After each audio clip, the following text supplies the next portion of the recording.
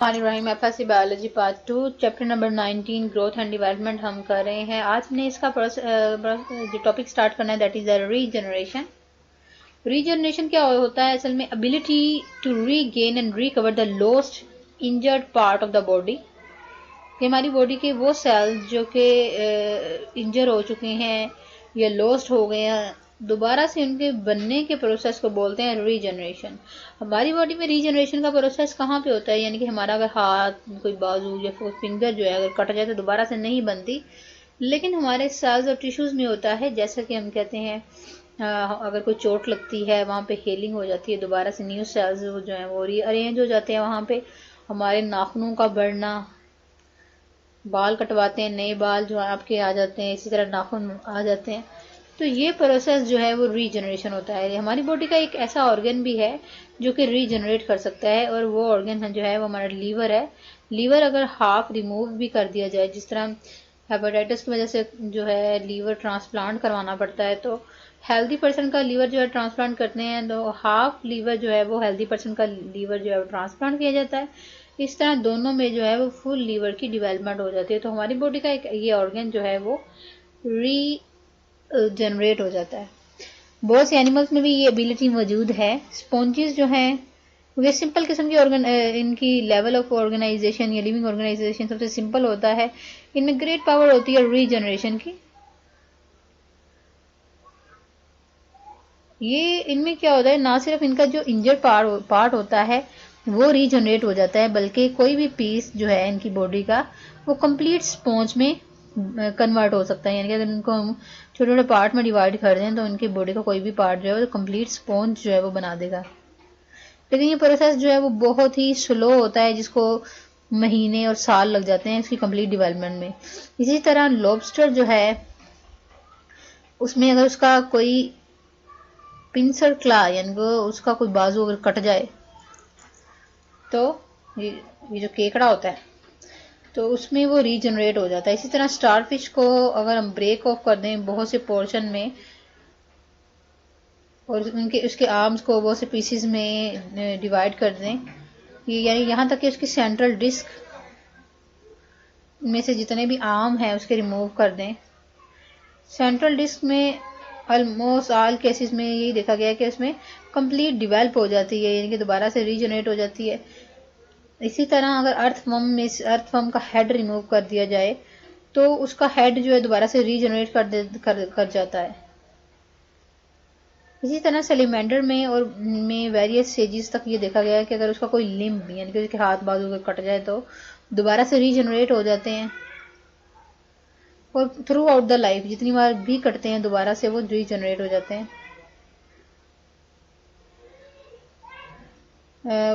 इसके अलावा लिम्स के अलावा मोस्टली कंसीडरेबल जो रीजनरेशन कैपेसिटी वो उनकी टेल में होती है। इनके अगर लिजर्ड में भी हम लोगों ने देखा होगा कि अगर उसको अक्सर जब मारते हुए उसकी टेल जो है वो गिर जाती है तो दोबारा से रीजनरेट हो जाती है। असल में वो ये इसकी सर्वाइवल स्ट्रेटजी भी है कि अपने आप को बचाने के लिए, अपनी बॉडी का वेट कम करने के लिए वो अपनी टेल जो है वो रिमूव कर देती है। तो इसलिए जब उसको मारें तो उसकी टेल बहुत जल्दी उतर के गिर जाती है। इस तरह उसकी बॉडी का वेट जो है वो लाइट हो जाता है और वो जल्दी से अपने आप को किसी स्पेसिफिक एरिया में ले जाती है सर्वाइव करने के लिए। और इसी क्योंकि उसे पता है दोबारा से रीजनरेट हो जाएगी। इसी तरह जो हीलिंग होती है हमारी बॉडी में फ्रैक्चर होता है, कोई हड्डी टूट जाती है या स्किन में कोई जख्म आ जाता है तो उसमें भी रीजनरेशन का प्रोसेस हो जाता है। प्लांट्स में भी रीजनरेशन का प्रोसेस जो है वो प्रोपोगेशन के लिए हम यूज करते हैं।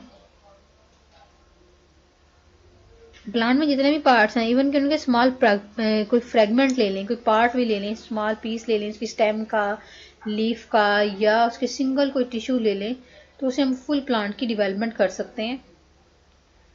कुछ प्लांट की स्टेम और लीव्स को जब हम कंप्लीट न्यूट्रिएंट देते हैं तो दोबारा से कंप्लीट प्लांट की डेवलपमेंट कर सकते हैं। रीजनरेशन का प्रोसेस जो है डेवलपमेंट और फॉर्मेशन होती है से मिसिंग ऑर्गन की, यानी कि बॉडी का कोई भी पार्ट जो है जब लॉस हो जाता है एनिमल में तो दोबारा से रीजनरेट हो जाता है। और इसमें जो इसकी डेवलपमेंट का प्रोसेस होता है ये असल में वो सेम ही होता है जैसा कि एम्ब्रियोलॉजिकल प्रोसेस, यानी कि जो एम्ब्रियो की फॉर्मेशन के दौरान चेंजिंग आ रही होती है उसी तरह की ये चेंजिंग आ रही होती है। और जब एम्ब्रियो की डेवलपमेंट होती है तो उसमें कुछ सेल्स जो होते हैं वो अनडिफरेंशिएटेड सेल्स होते हैं और कुछ डिफरेंशिएटेड सेल्स होते हैं।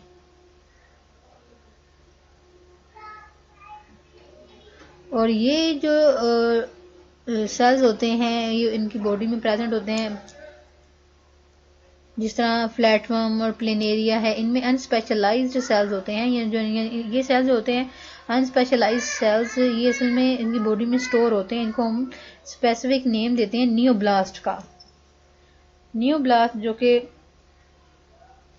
प्रेजेंट होते हैं और इनकी बॉडी में स्टोर होते हैं, इमोबिलाइज्ड होते हैं, यानी कि जो भी बॉडी का पार्ट कट जाता है ये न्यूब्लास्ट स्पेसिफिक स्पेशलाइज्ड सेल्स उस पार्ट की तरफ मूव करते हैं, माइग्रेट करते हैं उस कटे हुए हिस्से की तरफ, और जो है दोबारा से उस कटे हुए हिस्से में दोबारा से रीजनरेट कर देते हैं वही पार्ट, जिस तरह ये स्टारफिश में दिखाया गया है और ये प्लेनेरिया में दिखाया गया है कि असल में वो इनकी बॉडी में जो है वो स्पेसिफिक स्पेशलाइज्ड नियोब्लास्ट सेल्स होते हैं जो कि इनकी बॉडी में माइग्रेट, यानी कि उस पार्ट जो पार्ट कट जाता है उस पार्ट की तरफ माइग्रेट करते हैं, दोबारा से उस कटे हुए हिस्से को दोबारा से प्रोड्यूस कर देते हैं। बहुत से ऑर्गेनिज्म यानी कि यहाँ पे बताया गया है सिलेमेंडर और न्यूट्स वगैरह में कुछ स्पेशलाइज्ड टिश्यू टाइप्स होते हैं और इनको हम स्टेम ऑफ एम्प्यूटेटेड लिम्ब का नाम देते हैं। और इनकी बॉडी में इन सेल्स को बोलते हैं डी डिफरेंशिएटेड सेल्स जो कि लेस स्पेशलाइज्ड होते हैं। अर्थवर्म में और प्लेनेरिया में हमने अनस्पेशलाइज्ड सेल्स का नाम दिया था जो कि इनकी बॉडी में स्टोर होते हैं और फिर ये स्पेशलाइज्ड स्ट्रक्चर कोई भी बना देते हैं। और सेलिमेंडर में और न्यूट्स में कुछ स्पेशलाइज्ड टिश्यूज होते हैं in the stem of the amputated limb, यानी कि जो भी हिस्सा उनका कटता है उसकी बेस पे ये प्रेजेंट होते हैं। और इन सेल्स को हम डी डिफरेंशिएशन, यानी कि ऐसे सेल्स जो कि लेस स्पेशलाइज होते हैं जिन्होंने अभी डिफरेंशिएट होना होता है डिफरेंट टाइप के सेल्स में, फिर जो भी पार्ट रिक्वायर होता है वो जो है ये सेल्स, ये जो डी डिफरेंशिएटेड सेल्स होते हैं सिलेमेंडर में और न्यूट्स में, ये उन स्पेसिफिक डिफरेंशिएट हो जाते हैं उन स्पेसिफिक सेल्स में।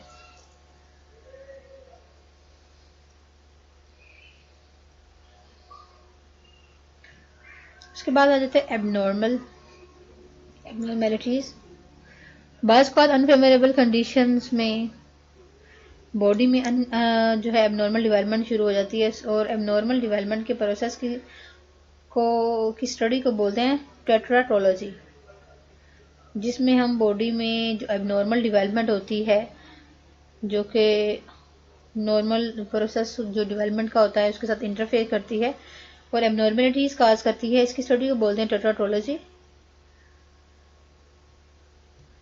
जो नॉर्मल प्रोसेस होता है डेवलपमेंट का, इसमें कोई भी जो है एबनॉर्मलिटी जो प्रोड्यूस हो जाती है, ये एबनॉर्मलिटी जो है इसके क्रोमोसोम्स में, इसके जीन्स में, इन्वायरमेंटल फैक्टर्स की वजह से या मेटाबॉलिक डिफेक्ट की वजह से ये एबनॉर्मलिटी डेवलप होती है।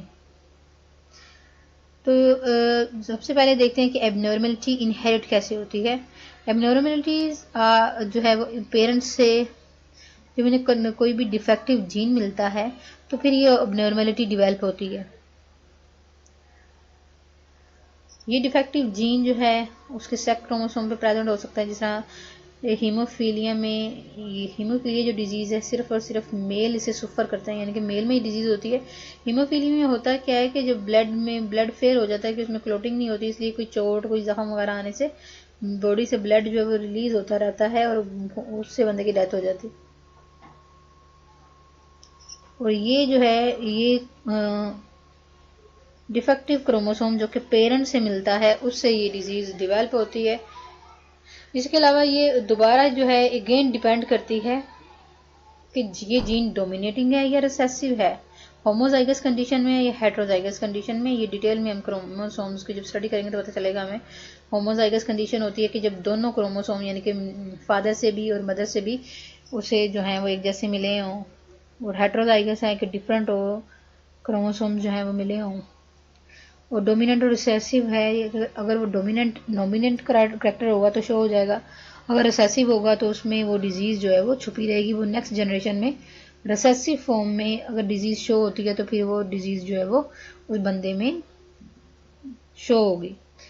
उसके बाद आता है क्रोमोसोमल एबनॉर्मेलिटीज़ जो है, इसकी क्या वजह है, जब एक क्रोमोसोम एक्स या वाई क्रोमोसोम या मिसिंग हो जाए, सेक्स क्रोमोसोम मतलब एक्स और वाई जो है वो सेक्स क्रोमोसोम है, फीमेल में एक्स एक्स होते हैं और मेल में एक्स और वाई होता है, तो इन्हीं सेक्स क्रोमोसोम में से अगर कोई मिक्सिंग हो जाए या एक्स्ट्रा क्रोमोसोम हो जाए तो इसके रिजल्ट में क्या होता है, एबनॉर्मेलिटीज़ होती है, जिससे सिंड्रोम बनते हैं, जिस तरह लाइनीफिल्टर सिंड्रोम जो है, इसमें XXY जो है वो एक ट्राइसोमी है,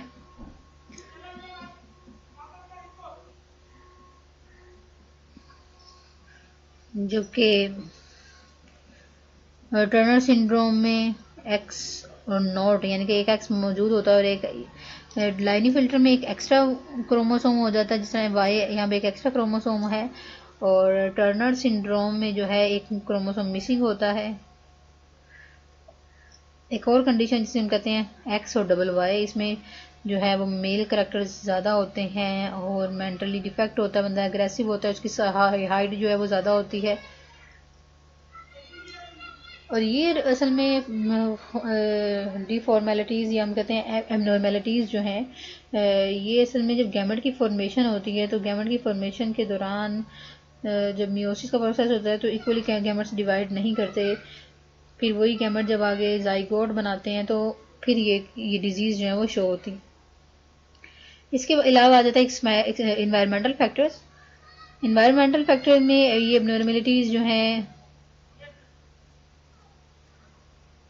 जिससे एबनॉर्मल डेवलपमेंट होती है बोलते हैं टेट्राटोजेंस। इसमें आ जाता है आयोनाइजेशन रेडिएशंस। ये रेडिएशन जो है ये भी हमारे जीन्स में म्यूटेशन काज करती हैं, जिससे कोई भी डिफेक्ट जो है वो प्रोड्यूस होता है,